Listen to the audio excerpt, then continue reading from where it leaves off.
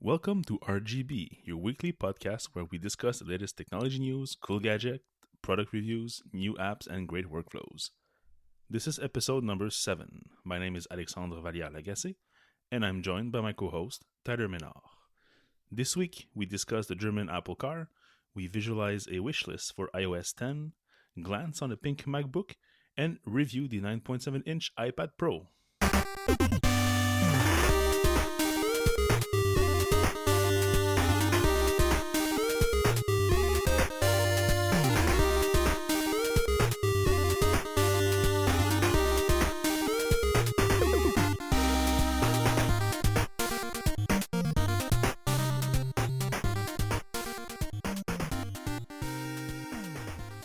This week, we learned that Apple hired another former Tesla Motors employee. It was the guy who was actually in charge of he was a vice president of vehicle engineering. His name is Chris Porritt, and he joined the air quotes special project at Apple's, where we are guessing that they're probably working on the Apple car. This is not the first a hire that Apple did over the last few months regarding car related engineers and specialists. We actually saw a bunch of Tesla employees change their LinkedIn profile from Tesla to Apple, and other from GM and from other German companies.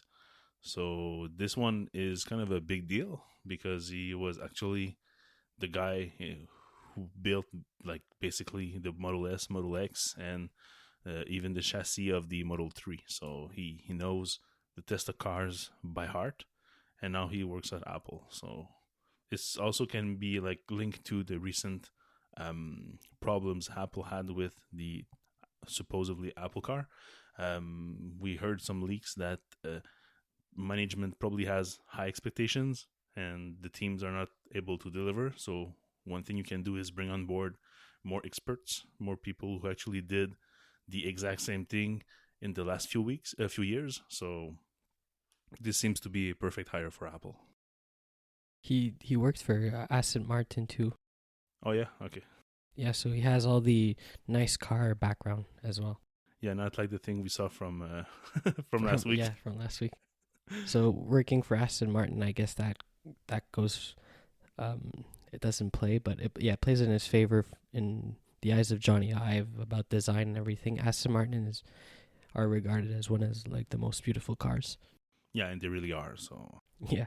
So we know that Apple probably has, like they did for the Apple Watch, before actually announcing the product, they had employees which are also in the special project group, working from a remote office, not at the Cupertino head office, but some rented or bought warehouse where they actually had a bunch of exercise machine and testing the Apple Watch prototypes there. So they probably have the same thing for the Apple car.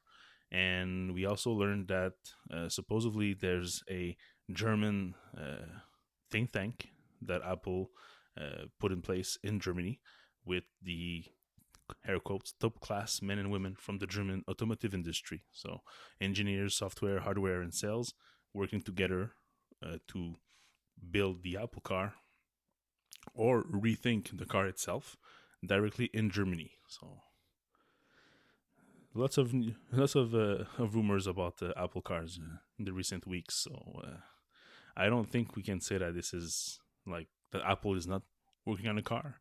We should probably ask ourselves if they are going to release a car or not, or maybe more, when are they going to release the car? Do you have any dates? I saw also this week there was on Jalopnik, a car blog. They were saying a German magazine reported that BMW and Daimler, which is the parent company of Mercedes-Benz, they're not talking to Apple about the car anymore because Apple wanted to integrate like the whole cloud and user data, and BMW and Mercedes said we don't want to. We're trying to protect our customer data, and we're not going to get on board with the Apple car.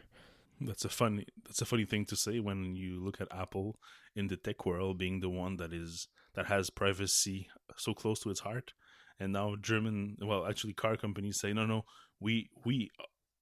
our company respects our drivers and we don't want to spy on them and learn data points from how they drive.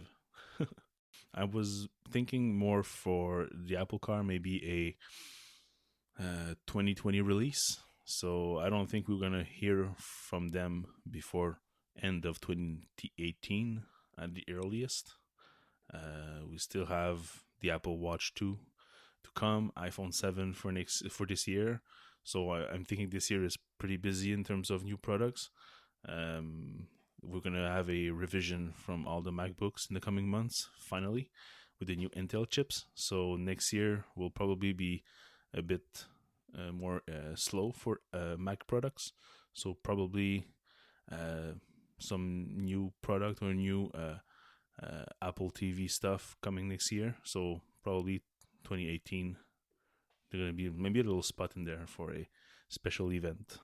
They might reveal it a couple of months before, and even a year before, like they did with the first iPhone. Yeah, I'm sure they're gonna do that for sure. At least 6 months in advance. Same thing for the Apple Watch. They pre-announced it. That's why the watch we have right now is more than 18 months old, because we actually saw the exact same design and specs 6 months before the release. So that's gonna be for sure gonna see some announcement for that. It's been out for exactly a year now, almost. No, Yeah, it was April 20 something. 2015. So, no, but 24th or something like that. Okay, So, sorry. Yeah, yeah, so almost a year plus the 6 months for the pre-announce. right. We also saw that some interesting stats about the iPhone, how users unlock their device. 89% of them use Touch ID, which is a very high number. This actually proves that if you provide some efficient, fast, and well thought way of unlocking your phone, users are going to use it, as opposed to I think I saw numbers a few years ago with the passcode, like only like 15% or 20% of the users add passcodes on their iPhones. So going from 15% to 89%, it's a big leap. So that's very good. We also learned that the average user unlocks their iPhone about 80 times a day. Would you say that you do 80 times a day, more or less? It seems low, 80. No. I would say so. Yeah, 80 times is yeah. So on 12 hours, so that's like 8 times per hours. Yeah, that seems low. I think we're a bit too addicted to our phones. Yeah, probably. Even with the Apple Watch, I still have my phone very close to me and actually take it out more often than I wished. If the Apple Watch was actually faster, it would probably be less. But now I still I receive a buzz on my wrist. I look at it, and if it's something I want to act on, even if it's just a reply, I'm gonna take out my phone. So. And what's the percent of a percentage of Touch ID? Like is it 100% of the time that you unlock with Touch ID, or? Yes, with Touch ID 2, yes. I think since November, maybe 4 times Touch ID would not want to register my finger. So like 4 times, that's the only time I actually had to input my passcode. But the rest of the time, it works each and every time. So it's pretty amazing. Okay, because I have a couple of friends, they have Touch ID activated and everything, but they use it like half the time. Half the time they just enter their old passcode because they're used to it. Yeah, the habit is hard to break. Okay. I was used with the Touch ID 1 last year, so that first year, yes, I was still going back and forth between the Touch ID and the passcode, depending on how I have the phone in my hand. If my thumb was higher on the device, I would just type the code. If I took my phone from my pocket, which is the home button facing up, then I would use my thumb on the Touch ID. So it depends. But this year, it's only Touch ID because it's way too big to actually slide the big 6S Plus in my hand to reach the numbers. So Touch ID all the way. Okay, I can't use Touch ID. I think we talked about it before. My hands are too sweaty and it just doesn't register. Yeah, but I'm sure if you have Touch ID 2, yeah, it would be different. I'd have to try. Yeah, next time I'm gonna go eat lunch. I'm gonna add your finger to my phone, and you're gonna try. Okay, we can do tests. Yeah. And another thing I don't like about Touch ID is when you have a bunch of text, I swipe directly on a text to open the app in that conversation, or if I have a Slack notification, I just swipe the Slack notification, and you can't do that with Touch ID. Well, you can, but you have to press Touch ID after, and it's just a pain. Yeah. One thing I discovered, we're going to go over the iPad Pro later on, but the iPad Pro 9.7 inch has the Touch ID 1, but it's actually very, very fast in comparison to the iPhone 6 from last year. It's supposedly the same sensor, but this year is is pretty much, I would say, twice as fast. So it's not as fast as the Touch ID 2, but it's pretty damn close. But doesn't it get worse over time too? That's what I found when I tried Touch ID. See, I was about to say the exact opposite. Okay. Over time, It learns and it's faster. exactly. It learns your thumb or your finger, and each and every time you use it in a slightly different angle, you can actually like go all the way to the side and have it actually register. So it kind of maps your thumb, your skin, and every millimeters of new skin, eventually it keeps adding it to your thumbprint. So your thumbprint could actually be like from your nail all the way to the other side of your finger. I'd have to give it another try, a real try. Yeah, or get a iPhone 6s. But it's too late. Yeah, I know. iPhone 7. Yeah. I don't know if you saw this early April last year, or was it March? There was a Kickstarter for a special accessory for your Apple Watch. It's a reserved strap. It's called. It's actually like a battery encased in a watch bracelet that would connect to your diagnostic port on your Apple Watch. And they were saying it's from 100% to, I think it was 100. Like you can actually like double or triple the autonomy of your Apple Watch with this watch band. So, and when the watch came out, the Kickstarter guys could actually test their theory, and it was working perfectly. So they went on with the Kickstarter. They got I don't know how much money they made, but they made like a ton of money, pre-orders and everything. And they started to ship those in the last few months. But now there's a problem. With WatchOS 2.0.1, there's a change to the Apple External Accessory Protocol. This is the part of the code in the watch that actually handles accessories, probably Bluetooth and physical accessories from the diagnostic port. Probably Apple is trying to clean up the market and actually offer partners with an official made for iPhone or made for Apple Watch program. So this super nice band actually stopped working. So now they're pretty screwed. Knowing Apple, when they change their mind like that, it's definitive. They don't circle back and re-enable it unless the makers of the bracelet can get their certified made for iPhone partnership with Apple and re-release the product. But if ever you need to change the hardware, change the software, it can take months. And what about those that are already shipped? Will they get those replaced? So in the end, does not look good for those backers that still did not get their bands. Okay, they're claiming 30 hours of extra battery life.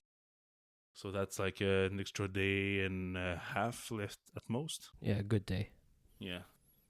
The band is kind of bulky though. Yeah, well, it kind of reminds me of the big, was it Griffin that made an Apple Watch case with an extra glass layer and like anti-shock protection and everything? It's like this super big outer box cases for iPhones. Exactly, same kind of thing, but for your Apple Watch. Then your already thick Apple Watch becomes like a big plastic toy. And it's they sell for $249. Wow. It's the starting price of it's a $50 less than a Sport 38 millimeter starting price. Yeah, so it's 80% of an Apple Watch. It's quite expensive. I didn't know the diagnostic port was actually used for charging. Well, that's what they were expecting when they saw the renderings when the Apple Watch was announced. That's why the Kickstarter was being planned. But the first day they actually got the watch, they tried. I don't. I'm not an electrical engineer, so I don't know exactly the way you test that. But probably they tested their prototype bands being plugged in there, and it would accept power from that port too. So not just data, but also power. There was another accessory that Apple unveiled this week. They usually do that for charity, is they make a special version of one of their products and they auction it off for some rich people to buy. We saw in the past. Well, they're not cheap, so I think like the starting price is like $1,000, and it goes up like in the tens of thousands, if not close to $100,000. Like the red Mac Pro. Yeah, the Red Mac Pro, the gold earbuds, and this week we had some kind of a yellowish iPad with a blue smart cover and a orange pencil. And the pencil has a clip on it? I'm not sure if it's a clip or if it's just like a casing that they made for the occasion. The yellow is ugly. It's like puke yellow. Yeah, it's a puke yellow or a old piss yellow. Or Yeah. they call it the baby poo yellow. Yeah, baby. Yeah, it's more brownish baby poo. Anyway.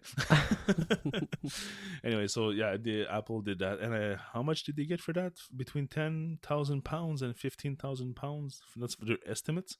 So I'm not sure that the auction actually is done yet. No, it's going to take place on April 20th. So we'll see at the end of the month how much it's going to go for. But they're estimating between 10 and 15,000 pounds. So that would be like 4 or 5 million Canadian dollars. Yeah, our dollar. That bad. Yeah, well, it sucks nowadays. Our dollar. We didn't lose compared to the British pound that much. They lost more than us. No, we just stayed even with them. It's Okay. The bigger difference is with the U.S. Okay. Do you know somebody named Jean-Louis Gasset? No.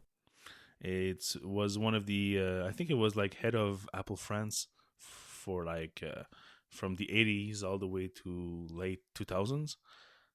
He's actually now on his own. He started a startup called Up There, which manages your data in the cloud. So it's pretty interesting concept. Is whenever you snap a photo, it automatically uploads it to the cloud. Kind of similar to what Google does with the Chromebook and little laptops. So everything you do eventually goes in the cloud as fast as possible. So your device always are empty. So you don't need like a 256 gig like device. You could only have like an 8 gig device, and it will be like a lot for whatever you need. Everything goes in the cloud. So he wrote something on his blog called Monday Note. Title is fun. It's Dumb Delusional Senate Encryption Bill or Clever. So he goes over a encryption bill that was proposed by the Senate. So I will not resume the whole text because it's quite long. But this Mr. Gasset is very known to be direct, and he's very thoughtful. I don't know if you saw in the past his video from, when was that? Like 92, 93? The Macintosh Portable? 99. 99? 89. 89. Okay, yeah. 89. When the Macintosh Portable was announced, he got on stage, kind of the same way that not Bill Gates, Steve Jobs usually does, but he brought with him like a little suitcase. People were wondering what's in the suitcase. I'm watching it now, yeah. Yeah, he opens a suitcase and he says, "This is the Macintosh Portable. But just so I can show you how we built it, I'm going to assemble one in front of you." So he actually goes all the way from like the plastic all the way to powering up the machine. He puts in the motherboard, adds the RAM, the different cards, plugs everything together, and all that was done without any screwdriver or anything. So it was basically just like clips on everything. And then he says, if I'm lucky and if I've done my job right, I'm going to press power and it's going to boot. And he did so, and it worked. So that is, I think, the worst kind of presentation you can do. Anything can go wrong. Can be software, can be hardware, can be what you actually did with your hands. But he did it, and it went very fine. So you should really watch that. I'm going to put it in the show notes. It's very, very fun to watch. It's not even that long. It's like 20 minutes. Yeah, yeah. But it's very interesting because he goes like, hey, this is the card that whatever does this, and I'm going to plug it in. See, there's a port. So this is the tricky part. It's a bit harder, clips, and he does it perfectly. Were you able to buy it in pieces and assemble it yourself, or? No. It was already pre-assembled and everything, but it's just instead of showing you like a PowerPoint of the interior, he actually did it like here. Look at this, and there was a cameraman right next to him, zooming in some parts. So. And the boot screen says "Ta-da!" Oh yeah, Yeah. that's nice. If we go totally the opposite way, the less upgradable and less easy to disassemble product from Apple nowadays, the iPhone. Some analyst, Ming Chi Kuo, who was actually successful in the past with his prediction, he says that the iPhone 7 should go back to the iPhone 4S design with a glass back. Also known as the shattering device. Yeah, because you have twice the chain, twice as much chance. chance, yeah, to shatter it when you drop it. Yeah, I even saw recently some iPhone 4S in the bus. Poor old lady had an iPhone, but it was all cracked in the back and in the front. I know. They were the worst. Yeah, so that's what he says. I'm not sure if it's going to really be that. Apple seems to be pretty like close to its aluminum products nowadays. So going back to a glass, unless it's a new special kind of glass, that's like even super glass. Yeah, but like the glass on the watch, not the sport model, but the aluminum model, sapphire. Yeah, sapphire, but yeah, it's too expensive. This is an expensive device, so maybe, but I really don't hope not, because I like the metal back. It's, yes, you can scratch it, but it's not gonna explode in your hand if you drop it. So yeah, let's wish that it stays in metal for now, at least. I'd like to see square edges though. As much as I like the round ones, I think I hold an iPhone 5S this week, and I like the square edges. Or just bring the chamfered edge. That would like just, even if they're still curved in the back, let's say. Yeah. You can just bring the chamfered edge, and that will give you some grip. You just wanted to say chamfered edge, right? Yeah, I love the word chamfered edge. Chamfered edge. The chamfered edge edition. The CE. With the iPhone 7 will come iOS 10, most probably. WWDC is coming up pretty soon in June. Oh no, you say it like that? Oh yeah, I said WWDC. And we usually see tech writers, propose their concepts, their ideas, what should be included in iOS 10 or the next iOS version. And we were expecting something from Mac Stories that would be in the video form, because Mac Stories pre-announced, well, actually Federico Vitici of Mac Stories pre-announced his YouTube channel, that saying that we should subscribe to that because there's something coming up in the following days. And he did not deliver. No, he did deliver. Yeah, I know. But I was expecting something bigger because he was hinting about it for like 2 weeks. There's lots of work in that video. I know. You should look at how CGP Grey does his animation. It takes like a ton of time just to do like a 5-minute thing. This one, how long was it? It's 2.5. Yeah, 2.5 minutes. That probably took like, maybe, I don't know, 100 hours of work just for the animation and all the design, the Photoshop for each individual modules. So we should probably see what this is.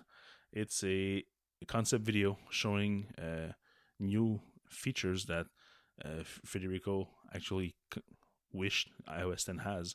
So it's reusing the existing iOS 9 design look and adding some clever design choices to customize, to add features, to extend some existing features. So, for example, just the control center, we know it. We have the little toggle switch there.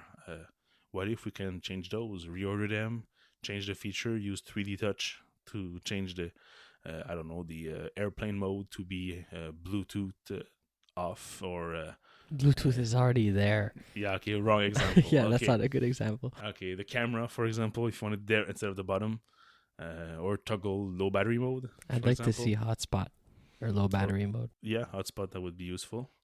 One thing he uses a lot on his big iPad Pro is the split view.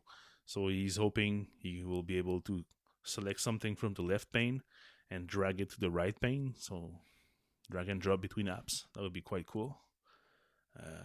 Be good for taking notes and everything. Yeah.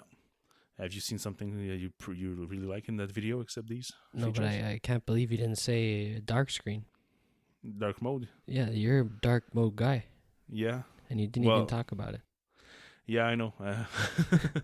Yeah, so he was proposing dark mode for like all the stock Apple apps, so the calendar, messages, and I think he had a preview for another one, Apple Music. Well, Apple Music, they should probably just fix the damn landscape mode on the iPhone 6s first. I can't believe that, like, up to this moment, it still is only portrait. Whenever I'm in my car and I start Apple Music, I stick my phone to the air vent magnetic holder I have, and I see the album art on the side. It's never straight, so I don't get it. They have, like, almost everything works on landscape in the 6S Plus, but not Apple Music. The one I'd like to see the most is customizable control center. Yeah. I'm a control center guy. I'm not a notification center guy, because notification center is too high on the screen. Yeah, imagine with a plus size phone. I know. Yeah, but the dark mode would be a good addition. It makes it look like Android, I find. Yeah, well, the material design from Google is quite nice. So yeah, it's reminiscent of this kind of design language, but that would be perfect. And at the same time, Mac Stories included a dark mode on their website, so that's cool. Anything else you are hoping for iOS 10? I can't think of anything right now.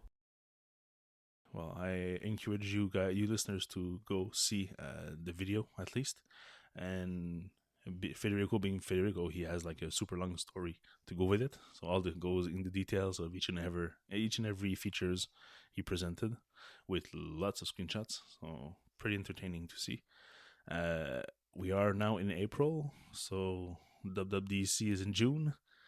So I don't know if we'll see everything, because that would be like quite a very, very long announcement. It takes 2 minutes to show it, but with the usual Apple explanation and demoing, that could take like 2 hours just for the new features for iOS. There's one feature that he's talking about in his article that I'd really like, is rich previews and messages like we have in Slack.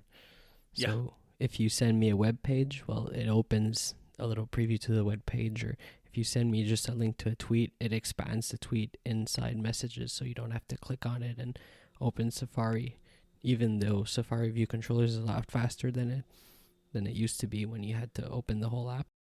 Yes, but that would be a good feature to add. Yeah. For anything like audio files, video files, links. Oh yeah, that would be perfect. Talking about links, Apple and enable the. I'm trying to do a good transition there, so give me some slack. So Apple started to show Apple TV screenshots and Apple TV preview on the web. So instead of just having nothing, now if you look for a Apple TV app, you can see the Apple TV preview like you did with the iOS, the regular iPhone and iPad previews. So it's pretty nice. It's pretty basic, because you cannot buy anything. You cannot like purchase or download anything.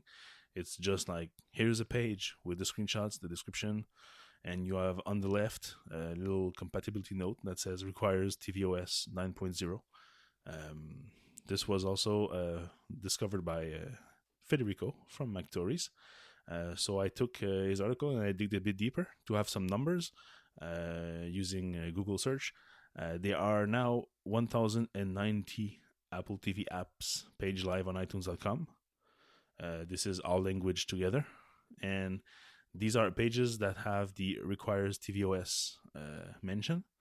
And there's also another little mention just below called Apple TV column, yes. If you look for just this string, you have more than 5,000 pages. So these are probably for apps that are iOS and tvOS bundled. But it's a beginning. And also in the iTunes API, which is normally used by the web developers to pull the latest albums, the latest apps, or some specific apps details. There's still no specific Apple TV related fields.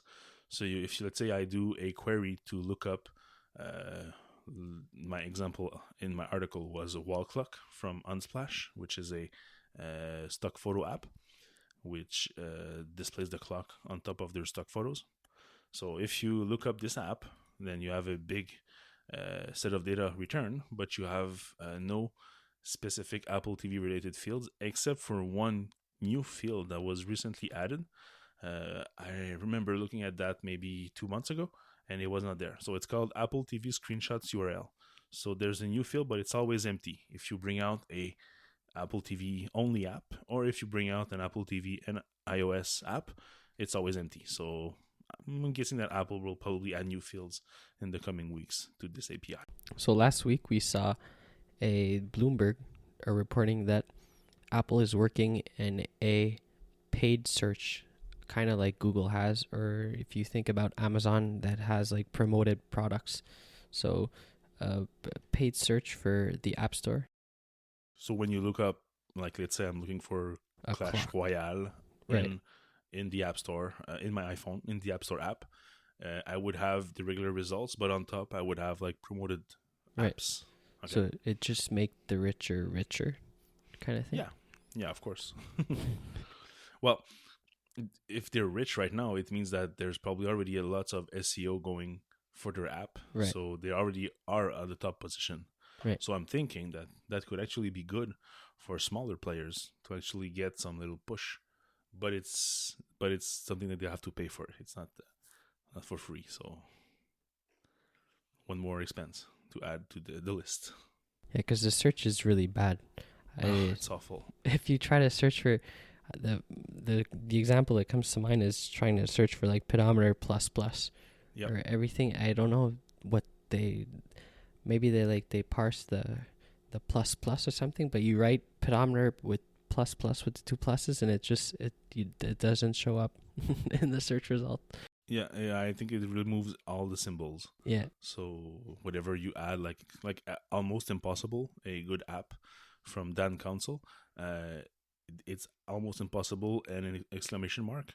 So if you put that with the exclamation mark, I'm sure it's going to strip it. So same thing for plus. But in the case of the _ David Smith apps, it's always something plus.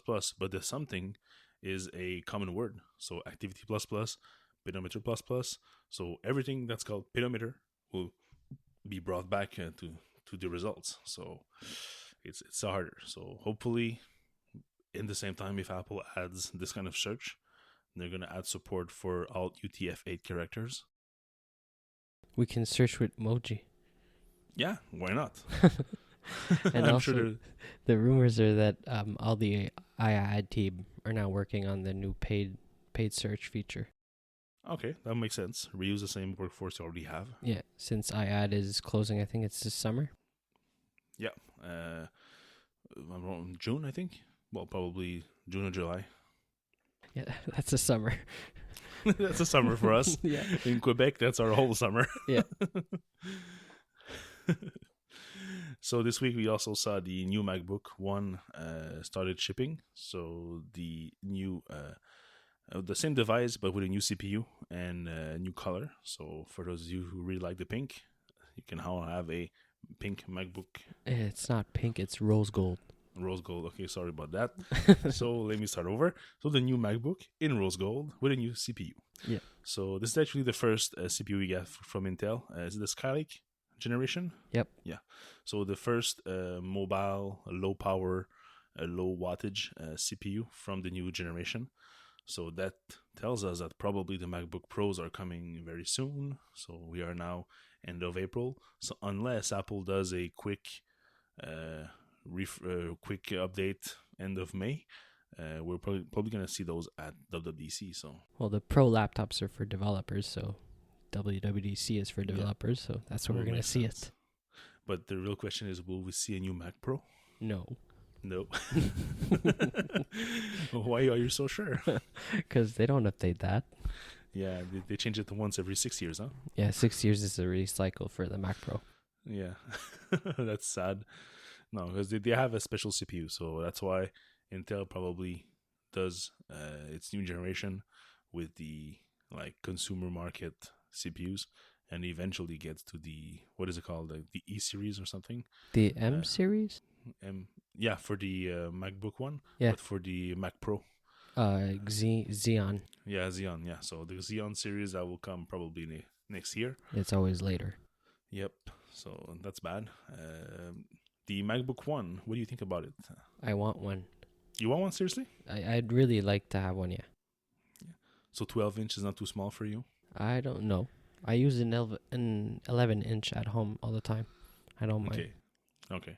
Yeah, so I really like the design. I always loved the MacBook Air. So this is like one step further, lighter, smaller, cuter. Because it's pink. No, because the not the dimensions, but the proportions are different. Yeah, it's not wedge shape as much as an Air. Yeah, exactly. So it's pretty nice. The first one was not fast enough for me. I've tried it in the store, and right away you could see that the CPU was lagging behind. So this one, new CPU generation, new GPU. Official specs say 25% faster for graphics performance. I haven't read in details the reviews yet, but I think I saw something go by with the 20% in there. So maybe right now it's getting perfect for my use case. So yeah, very interesting. Retina screen, the colors. So like a space gray or pink or gold. It's a good difference to have in terms of choice. So do you think we're gonna see the colors in all the MacBook Pros too? I think you might see space gray. Yeah, maybe one color, but not more than that, because it's still a pro machine. It's not like the fun color version we see on. It's a work machine. Yeah, so it's made for work. Exactly, and the more colors you have, the more SKU you have. So it gets complicated in terms of stock production. Yeah, stock and production. So so for a pro machine, I'm guessing no. Yeah, somebody at work has a 12-inch MacBook with space gray. It looks nice. Yeah, it's really nice. And it's just like his second computer. He has an iMac, and that's his computer he uses when he goes in meetings and stuff. Okay. Yeah, kind of like what people do with an iPad. He does it with a MacBook. Exactly. Makes sense. So, WWDC. Yeah, WWDC. Yeah, WWDC. I don't mind. You don't like dub? Huh? You don't like dub? I know. I find it weird. Yeah, dubstep. So it was announced Monday. Yep. Siri announced it to us. Yeah, that's weird. Was that on purpose or was it a mistake? I'm pretty sure it was probably there was a data deployment that was done early in the day, and it was just like a coincidence. And also, who queries Siri all day asking when WWDC is going to be? 9 to 5 Mac? Yeah. Apparently somebody was like, hey, ask Siri when WWDC is going to be this year. Yeah, either it was a planned leak or somebody actually was doing that kind of stuff. I found it weird that they released like the official material a couple of hours later, like 6 hours later. But they were ready. So it was, like I said, it was probably that they have like a regular window when they do their deployment for Siri, for the new information Siri provides, and probably that goes like in the morning, and their announcement was planned for the afternoon, and maybe it was just a simple mistake that they did not realize that yes, it was the same day, but not the same time. So Siri got updated first. They missed the time zone. Maybe time zone. Yeah, you're laughing, but it happens all the time, so makes sense. So what do we have for WWDC? A new font? Maybe a new like Xcode theme. Yeah, a dark mode. They already have a dark mode, but it's just different. Dark mode. Okay, It's called maybe. Dusk, I think. Okay. It looks like a new font too. People are speculating it's a new type of San Francisco. Yeah, a fixed width font like Courier and Source Code Pro from Adobe. So it would have like San Francisco fixed. I'm not a font file or whatever you call font geeks. Fontophile. Fontophile, yeah. I don't know. I'm guessing. I'm inventing words. Another thing to note is the code they put on the announcement doesn't compile. Yeah. The people were playing around with that. Okay, that's going a bit far, I think, because Apple, like in the on the website itself, and actually, when you click on register now, you have like little bits of code here and there, and people actually copy pasted that into Xcode. You can't copy paste. It's a picture. It's a picture, okay, so they retyped it. Yeah, so they actually took the time to type it. Yeah, exactly. So yeah, I know the print, because I tried. yeah, the print works. The let when you set the variable price to 1,500, that's fine. But right after the hello WWDC, you have a bunch of like a poem if you want, and that's not code; it's just text. So yeah, people go a bit too far for that. There was even some sarcastic comment like, if you continue Apple to work on your Swift, you will eventually understand and get it. Yeah, Come on. But it's a pretty nice website. I really like the whole marketing material. I like that it's Swift and very developer oriented, and Yep.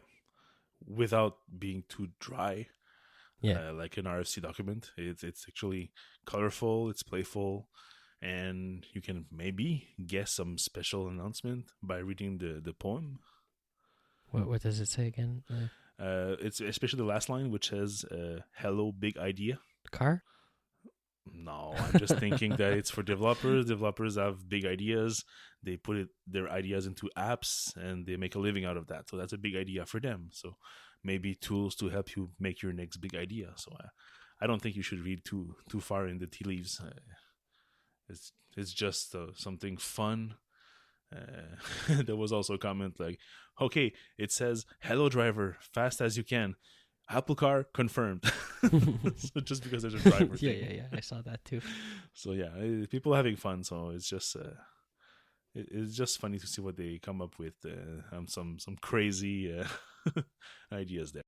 Also, the keynote is going to be held at the Bill Graham Civic Auditorium. Yeah, that's it. Good. That's a hard one. Yeah, instead of being at the Moscone Center, right? Yeah, usually it's at Moscone West, and the keynote is there too. And the auditorium is I think it's bigger. Moscone is like 4,000 or so, maybe a little more, and this can hold up to 8,000 people. It's good. So maybe they're gonna invite, well, not invite because you pay, but maybe they're gonna let more people register. More from the press or more from the developer? More developers. Okay. I don't know if they can make like the popular classes. They can put it in Moscone West or something, or try to make the rooms bigger. I don't know how to configure the Moscone place. Or maybe, like you say, they're just gonna invite more press at the big keynote on Monday. That would probably be a tip saying that they're gonna announce probably a few big things there, and not just simple developer stuff, like Yeah, maybe new iOS 10 products, preview and the new yeah, macOS preview. macOS. macOS. That's how I'm calling it now. Nah, come on, don't say that. It's like me with Dub Dub. That's it. Uh, Also, it's the same venue as the iPhone 6s and iPad Pro. Yeah, that'll be cool. I'm looking forward to the keynote. It's always fun to see Apple at those big conference, especially this one, because they have the time and it's the place where they can showcase new feature. So they usually are a bit less restricted in terms of time. So they don't have like exactly 2 hours to do everything. If it takes 3 hours or a bit more, it's not a problem. That's expected because it's a developer and product announcement conference. So it's cool for that. People are talking about how it's getting pretty expensive in San Francisco, and this should change venue. They should do it in Vegas or somewhere that can accommodate more people, and Usually, when there's a recurring event like that in some city, they boost the prices. hotels know it, and I don't know if it's just because they're, Trying to make money. yeah, so they raise the price every time there's a big event. And when there's an event like that, there's a few thousand people extra in the city, and there's not that many hotels close to the event. So let's say there's like, I would say a number, I don't really know, maybe there's like 4 major hotels and then a bunch of small ones. Well, if there's only 4 hotels, then and there's a high demand and a low offer, price go up. So compared to Las Vegas, where there's like tons and tons of hotels and rooms, there's so much competition that the price won't go up as high. So I saw something go by from Casey List that he was saying that his the whole price could, Yeah, the whole from since 2013, it's 225% increase in hotel fees. 2013 it was $1,000, and then 2014 was double that, $2,000. 2015 was the same price, $2,000 also, but 2016 he's aiming to $2,500. So, and that's just for the hotel. Then you have the ticket, which is 1,500, 1,600. Yeah, Yeah, 1,600. yeah. So the round trip, so $500 for the flight. And that's because he lives in the U.S., but going Yeah. from Canada, it's like a lot more, and from Oh, Europe. Oh yeah, from Canada, it's probably what you went there last year. I did. So how much was it? I had a deal. You had a deal. Yeah. Okay. No, I paid with points. Okay.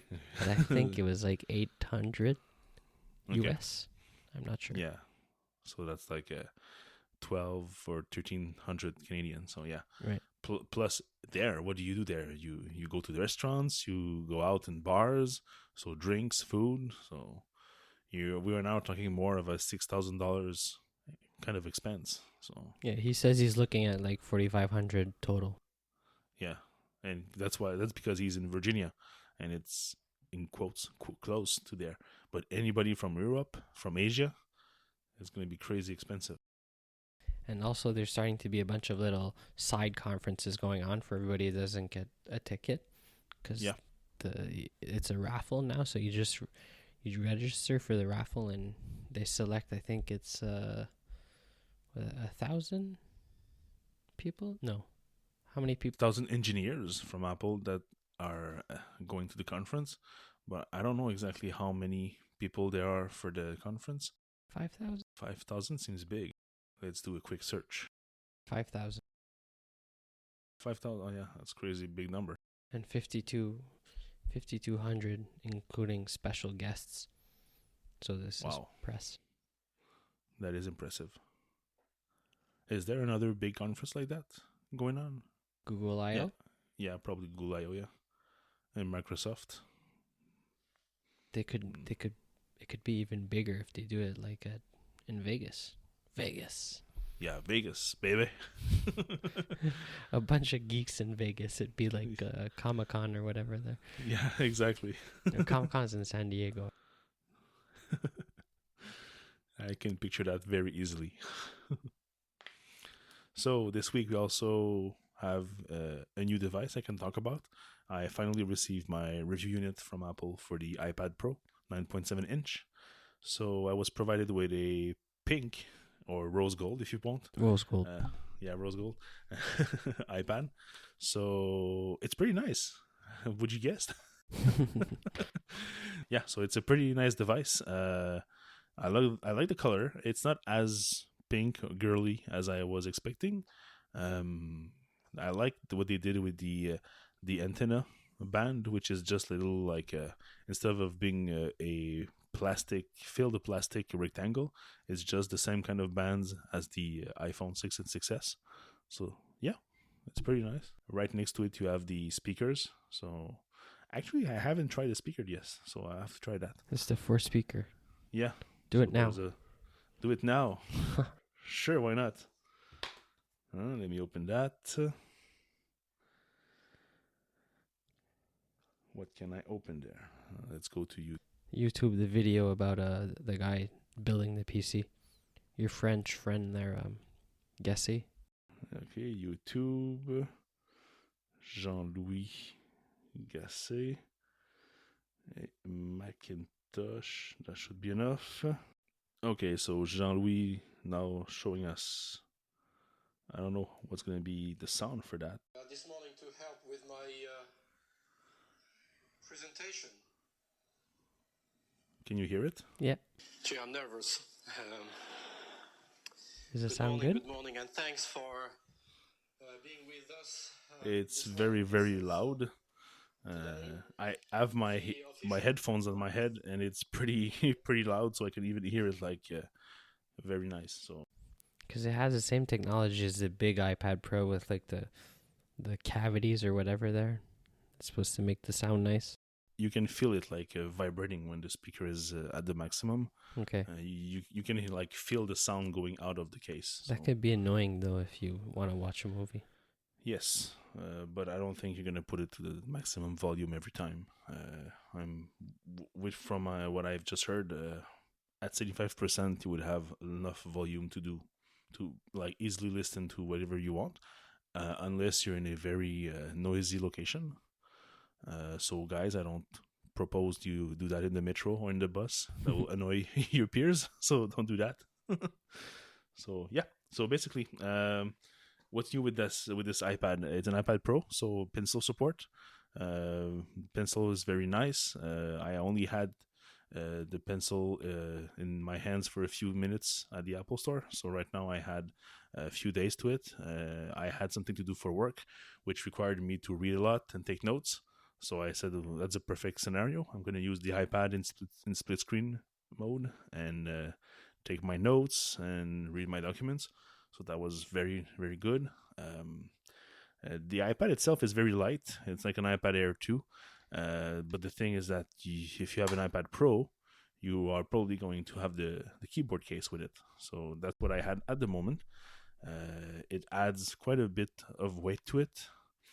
I would say it's a bit too heavy for one-handed use because of the case with the keyboard. Sorry, but once rested on your knee, on your lap, or on the table, it's very nice. The keyboard. This is something that I'm still not sure about it for now. I won't go into the details of a very in-depth review, but let's just say that Apple did something good. They kept the main keys big on the keyboard, and they shortened all of the others modifier keys. So the shift is smaller, the tab is tiny. The backslash is very tiny too. So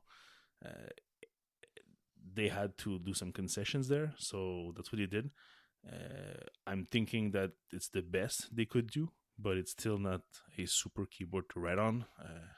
I have big hands, so even just the regular put your index on the F and J keys, and my fingers are actually like touching themselves, so it's very cramped. So it's basically the same thing that I had in the past years with the Belkin keyboards and the Zag keyboards. The keyboards are nice construction. I like the keys of this keyboard, but the size forces it to be too small, and too cramped. The keyboard from the iPad, the big iPad Pro, looks a lot better though. It is a little better. I tried it in stores, and I could easily like type as I do on the Magic Keyboard. But this one is too small, and my pinky fingers keep on hitting the wrong keys. So it's a bunch of errors every time, so it's not as fun. How do you like the camera bump? I don't care. Seriously. People make such a big deal of such a small thing.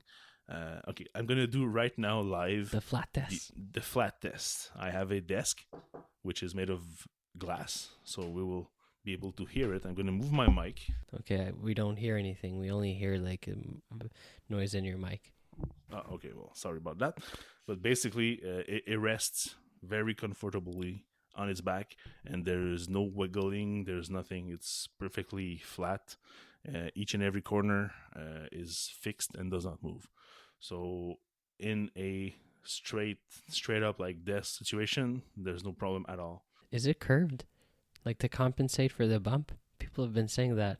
I don't think so. With your Hawkeye. Look with your Hawkeye right now. No, because if I put it on my desk, but I leave the camera bump hanging from the side of the desk in the air, it's still flat. So no, I'm thinking it's more of a physics kind of thing. We should ask CGP Gray about that. But I'm sure that because the size is bigger, the wiggling difference makes it prevents it from wiggling. So other than that, the big new feature, the True Tone display. Yep. It's a crazy, pretty nice screen. Seriously, I really love the color balance, the DCI P3 color gamut with a bunch of new colors. Really, really looks nice. And the True Tone display, which is the screen that actually changes its color temperature, to accommodate your current lighting conditions. So if you're outside in midday, the sun is a 5,500 Kelvin degrees color temperature. Yeah, I'm a photo geek, so I'll go into details. So you'll get a bluish, kind of a regular iPad looking backlight, which is more blue than white. But if you go inside, like right now, I'm in my office. It's night time, so I only have my ceiling lamp that's open, which is a regular, I would say 3,000 Kelvin degrees color temperature.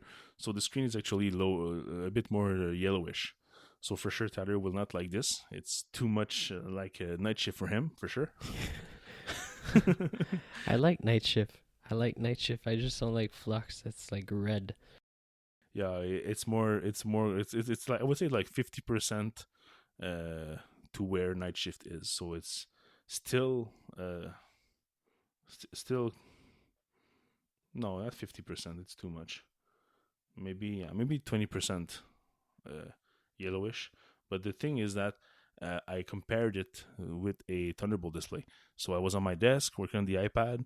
When I was switching my eyes to my big monitor, it was actually like not hurting, but I was like more irritating. So it was bugging me that the transition was not comfortable.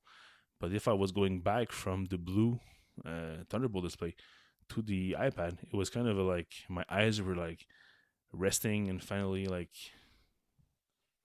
having less irritation for that. So it makes a difference, that's for sure. The color is amazing. So for now, for your first impressions, I really like. So I'm guessing we're going to see the True Tone display on the iPhone 7. It would make sense.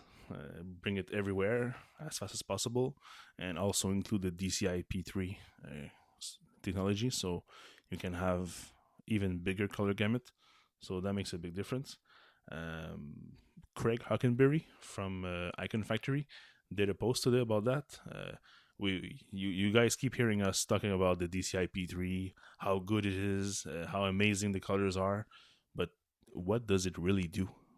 So he actually did something pretty nice. He took high resolution photos and made a little page where you can compare the sRGB color gamut, which is a regular current iPad 2 Air 2 and iPhone 6 and 6S, screens display, and the same photo was taken with a higher color gamut, and you can see the difference. It's very subtle, but what he did, he pushed that even further. He did a diff from the two images and see which pixels were different. So in his article, you can actually see which part of the image was actually different because there were more colors. And there's also something you can do. The Broncos jersey is kind of an orange, and this specific orange does not appear to be the right color on non-DCI P3 screens. So you can, if you ever have an iPad Pro in your hands, you can load the same Bronco photos and compare it, and you'll see that the color will be different. So that's an easy test for you to do. Where did he release that? On Icon Factory's blog. I'll put it in the show notes. So it wasn't fun to read. When he tackles these kind of subjects, Craig goes very deep and very down to earth. So it's a fun piece to read. Any questions on the iPad Pro? I want one. Yeah. Well, you desperately need one. I don't use my iPad because it's too slow, so I don't know if I can't justify buying an iPad if I don't use it now, so I don't know. Well, you have to probably make a choice. iPad Pro 9.7 inch or MacBook, because both could do the same thing. Both are powerful.